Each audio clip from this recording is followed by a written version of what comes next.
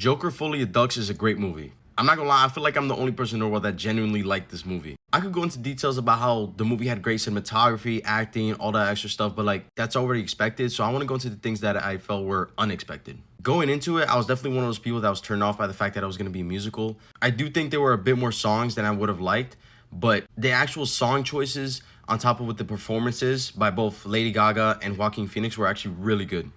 In terms of plot, the story of Arthur Fleck is a really tragic one. Like the first movie, mental health is a huge part of this one. And me and my sister were debating for literally over an hour on how it was handled at the end of this one especially. I can't get too much into details, but if you guys want to spoiler talk, just please let me know. I feel like the movie is more of an Arthur Fleck story than it is a Joker one. But regardless, it was definitely one of the freshest takes I've seen on the character. I feel like we high-key didn't even need Harley Quinn to be in this movie. Lady Gaga did great, don't get me wrong, but I think her character was heavily underutilized. If you guys go check this movie out, make sure to not compare it to the first one because I feel like it's just night and day. It's just way too different. I recently saw Blink twice, and that was one of the first movies I've ever seen have a trigger warning, which I actually think is a really good idea, and I feel like they should have definitely have done it with this one. While they don't necessarily show the things that are hinted at in this movie, I feel like those moments are really disturbing. Overall, I'll give it like a solid 8.5 out of 10. Did we really need a sequel? No. But I do feel like on its own, it's a really solid film. Last thing though, whose idea was it to cast this guy as Harvey Dent?